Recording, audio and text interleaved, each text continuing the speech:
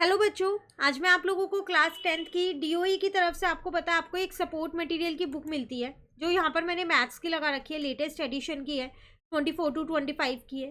इसमें हमने अपना chapter number 12 surface areas and volume start कर रखा है। तो आज की क्लास में क्वेश्चन 18 से करेंगे। 17 तक के क्वेश्चन चैनल पर अपलोड है, वहाँ से आप उन्हें ज़रूर कर लेना। ठीक है, देखिए क्वेश्चन 18 है आपके पास यहाँ पर।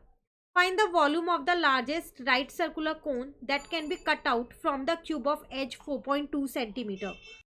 तो आपसे क्या कह रहे हैं, आपको वॉल्यूम निकालनी है उस राइट सर्कुलर कोन की जिसको आपने क्या किया है, एक क्यूब में से कट किया है और उस क्यूब की एज आपको दे रखी है। तो अगर एक बार हम इसकी फिगर यहाँ पर ड्रॉ कर लें क्वेश्चन नंबर 18 की, तो मान लो मैंने यहाँ पर ये एक ऐसा क्यूब बना लिया।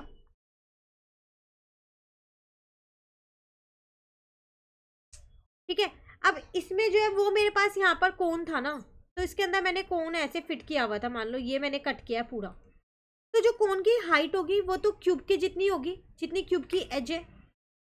ठीक है, अब बात आती है इसकी रेडियस कितनी होगी। तो इसकी रेडियस तो हाफ होगी ना, क्योंकि ये तो इसका डायमीटर हो जाएगा, पूरा गोला है ये यहाँ तक, तो रेडियस निकल जाएगी। तो अगर मैं यहाँ पर निकालूं रेडियस ऑफ कोन, तो एच थी 4.2, उसका हाफ हो जाएगा तो 2.1 सेंटीमीटर हो जाएगा। ठीक है, और हाइट ऑफ कोन की बात करूं अगर मैं, तो वो मेरे पास 4.2 सेंटीमीटर ही रहेगी। क्लियर है ना। अब आपको वॉल्यूम ऑफ कोन निकालनी है, तो वो होती है मेरे पास 1/3 पाई आर स्क्वायर एच। तो 1/3 पाई की जगह 22/7, आर की जगह मैंने लिखा 2.1 इंटू 2.1, एच की जगह 4.2, पॉइंट हटा के 10, पॉइंट हटा के 10, पॉइंट हटा के 10। ठीक है, तो ये आ गया 22 इंटू में 21 इंटू में 21 इंटू में 42, नीचे आ गया 3 इंटू 7 इंटू में आ गया आपके पास 1000। 3 से तो इसे कट कर सकती हूँ आसानी से, तो ये आ जाएगा 3 1 जा 3, 3 4 जा 12, 7 से इसको कट किया 3 आ गया। ठीक है, अब आपको कुछ नहीं करना, आगे इन्हें मल्टीप्लाई डिवाइड कर लो और आंसर लिख दो। 22 into 21 into 3 into 14, 19404 divided by 1000, तो 19.404 सेंटीमीटर क्यूब आपकी वॉल्यूम आ गई। क्लियर है। मेन था इस क्वेश्चन में आपको रेडियस पता होनी चाहिए थी और हाइट।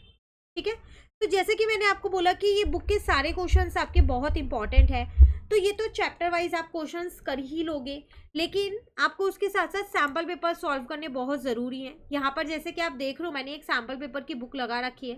सैम्पल पेपर से ये होता है ना, आपको ये पता चलता है कि एग्जाम में क्वेश्चंस किस तरीके से आएंगे जब सारे चैप्टर्स के मिक्स होके आते हैं। तो ये ओसवाल गुरुकुल की मैंने यहाँ पर बुक लगा रखी है, जो कि बहुत ही अच्छी बुक है हमारे पास, स्पेशली क्लास 10th के लिए जो अब एग्जाम होने वाला है 2025 में, उसी पे ही बेस्ड है, जिसमें आपको बोर्ड का सैम्पल क्वेश्चन पेपर पूरे फुली सॉल्व मिलने वाले हैं, अनसॉल्व पेपर्स भी मिलने वाले हैं।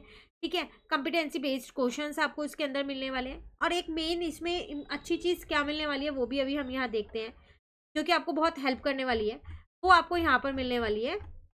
ये तो पहले एक बार मैं कंटेंट दिखा देती हूँ आपको। ये देखो ब्लूप्रिंट दे रखा है कि कितने मार्क्स के क्वेश्चंस कौन कौन से चैप्टर से आएंगे, देन सॉल्व पेपर्स दे रखे हैं, देन ये आपको अनसॉल्व पेपर दे रखे हैं 4, और एक बोर्ड का पेपर दे रखा है, पूरा सॉल्व है ये भी, और बहुत इजी लैंग्वेज में सॉल्व किया हुआ है। और अनसॉल्व पेपर की भी टेंशन नहीं है, आप सॉल्व कर लो और उसके बाद इस QR कोड को स्कैन कर लो और अपने आंसर्स को भी टैली कर सकते हैं कि आपने कहाँ गलती की है कहाँ नहीं की, ये भी जान पाओगे। ठीक है, अब बात आती है यहाँ पर वो जो एडवांटेज है इस बुक का, वो क्या है, rapid revision, 7 day power plan आपको यहाँ दे रखा है, कैसे आप 7 दिनों में अपनी पूरी NCERT कंप्लीट कर सकते हो। टॉपिक वाइज आपको बता रखा है किस दिन आपको क्या पढ़ना है, तो आप इसे फॉलो करोगे तो 7 डे में ईजिली आप मैथ्स का कोर्स कंप्लीट कर सकते हैं। ठीक है, बाकी एक बार मैं आपको यहाँ पर ब्लूप्रिंट ये रहा जिसकी मैं बात कर रही थी, चैप्टर वाइज आपको यहाँ पर दे रखे हैं, 1 मार्क के किस में से आएंगे, 2 के 3 के सब कुछ दे रखा है। ठीक है, ये पूरा पेपर आपको ये रहा, सैम्पल क्वेश्चन पेपर एक मैंने यहाँ लगा दिया है, देखो एक्सप्लेनेशन समेत दे रखी है, MCQs वगैरह की भी एक्सप्लेनेशन दे रखी है। फाइल लिंक में नीचे डिस्क्रिप्शन में डाल रही हूँ, जल्दी से एक बार बुक को देख लो, कुछ पूछना है कमेंट करके पूछ लो। ठीक है, चलिए आ जाते हैं हम अपने क्वेश्चन 19 पे। मैं आपसे क्या कह रहे हैं यहाँ पर, a sphere of maximum volume is cut out from a solid hemisphere of radius 6 centimetre, find the volume of the cutout sphere. एक स्फीयर है जिसको आपने एक हेमिस्फीयर में से कट किया है, ठीक है, हेमिस्फीयर की रेडियस दे रखी है। तो जो स्फीयर आपने निकाला है ना, उसमें से आपको उसकी वॉल्यूम बतानी है। क्वेश्चन क्लियर हो गया ना आपका।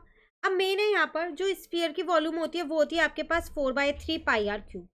आर आपको पता चल गया तो आप इजीली निकाल सकते हो, मेन आपको आर ही निकालना है यहाँ पर, है ना। तो चलो यहाँ पर कर लेते हैं इस क्वेश्चन को भी।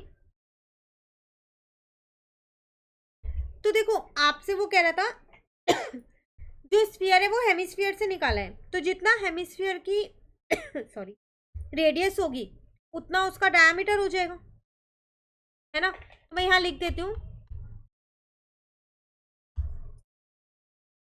Diameter of the cutout sphere वो किसके बराबर होगा, उसके रेडियस के बराबर, हेमिस्फीयर की,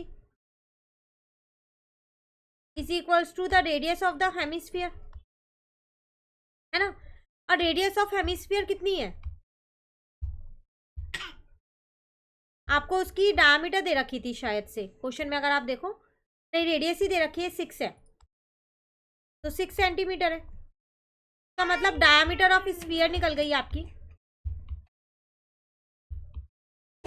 वो हो गई 6 सेंटीमीटर।